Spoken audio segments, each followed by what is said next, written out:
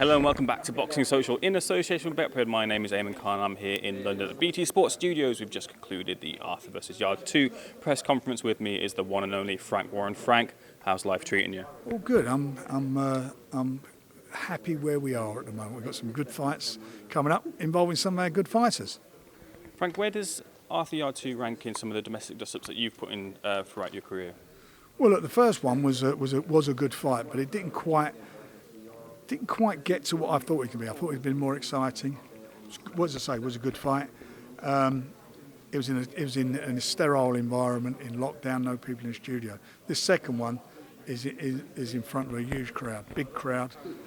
More at stake. You've got a number one WBO mandatory challenger in Linden against Anthony again. The winner of it will get the winner of Joe Smith and Callum Johnson, who are fighting in January. So they've got a massive incentive to do the business. So I think it's going to be a really competitive, tough, hard, explosive fight. In terms of both fighters, they both seem to think coming into this one that they've got different things to show. One from Lyndon Arthur's perspective, the right hand wasn't there the first time around, and from Yarde's perspective, a different mentality, one to push on there and just kind of being better in terms of his mind approaching this fight. And the crowd being there as well is something he excites too. What do you think is going to kind of play out between both of those two in the ring? Oh, I think it'll be a totally different fight. You know, they both acknowledged. It was a close fight last time. They both acknowledged that they have to change what they did last time to be more emphatic. So I think that's what you're going to see. They've got intelligent trainers. Anthony's made an addition to his training camp in bringing James Cook on board. You know, Pat is a good trainer, as is Tunde as well. I just feel the dynamic of this fight this time round will make it something explosive.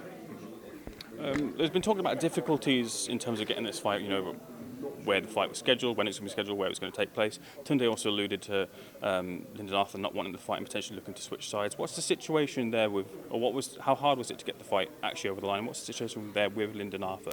Well, we had a rematch clause, so whatever happened legally, that was the case. What happened in between, Lyndon suddenly became number one, not straight after the fight, probably about 6-7 months later. We worked hard and got him in that position.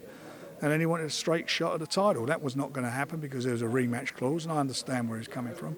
Pat wanted the fight to be in Manchester, and we wanted the fight to be in Manchester. We had no problem with that, and I don't think Arthur-Yarde had a problem with that.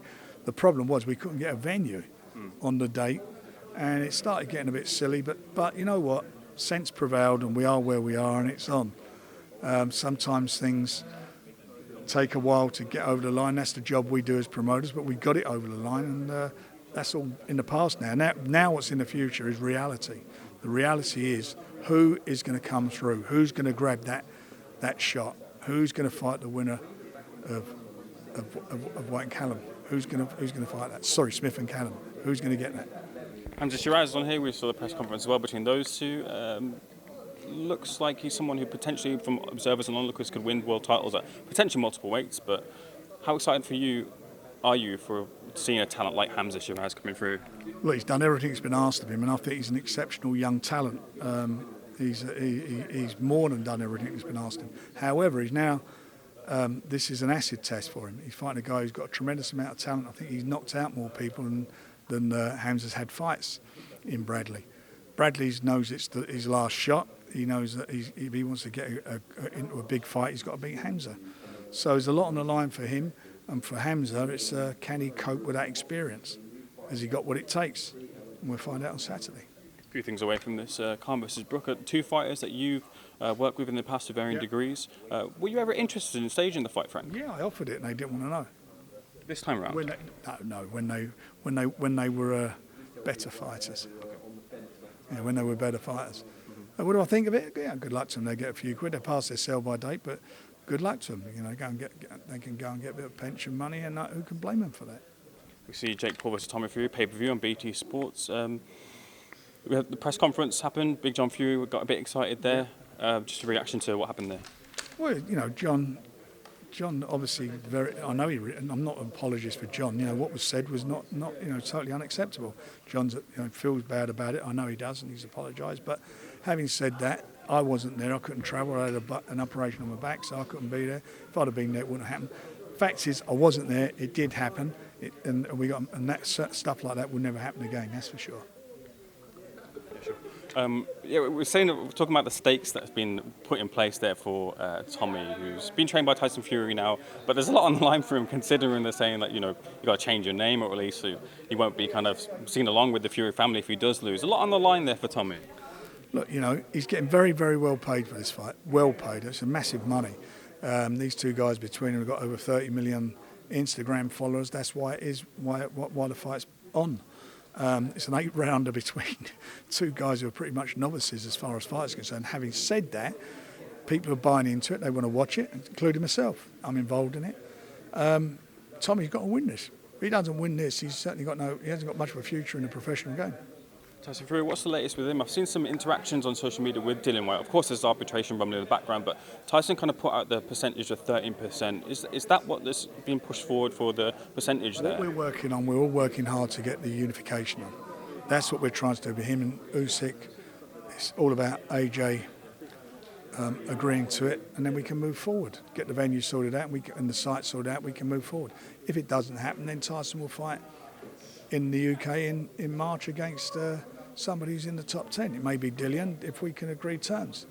Did you see the interview with AJ recently? Yeah, I did. I saw it. He seemed to be open to that. How likely do you think you can get the unification over the line? Well, I think the bottom line was what he said. He's a businessman. Mm-hmm. So does he want to do the business? And let's bring it back to, actually before I bring it back to, you've been in the game for such a long time. We've seen some different innovations recently in the sport, most recently being Trilla's Triad Combat, Frank Mir and Kubrat Pulev. Did you catch that, Frank? I haven't seen it, no, I didn't catch that. I didn't catch it. Look, there's a lot of innovations. There's always something happening.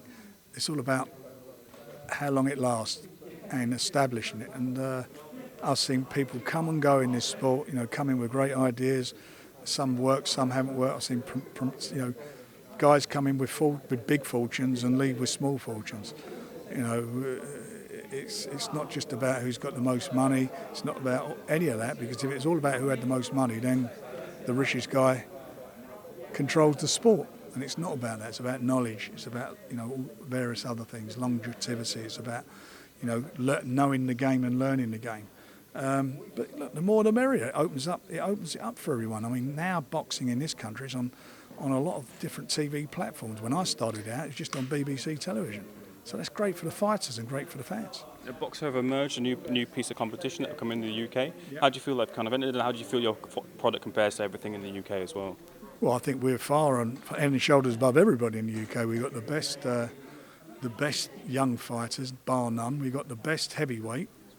We've got the best heavyweight, and they've got the next two best heavyweights in Daniel Dubois and Joe Joyce coming through. We're the strongest heavyweight division. We've got these great light heavyweights and the wealth of other experience. There is nobody anywhere near us, and as for boxing, they put a few shows on. I've seen what they're putting on. He's a young guy. He's got the might of Sky behind him. Let's see where I'll give you my view on it. Maybe in about 18 months' time. Let's see what they come up with. Final one from me. What can we expect to see in the ring this weekend from Lyndon Arthur and Arthur-Yarde? It's going to be a late Guy Fawkes night. There's going to be a lot of fireworks between the two of them. Frank, thank you so much for being Boxing Social. All the best. Thank you.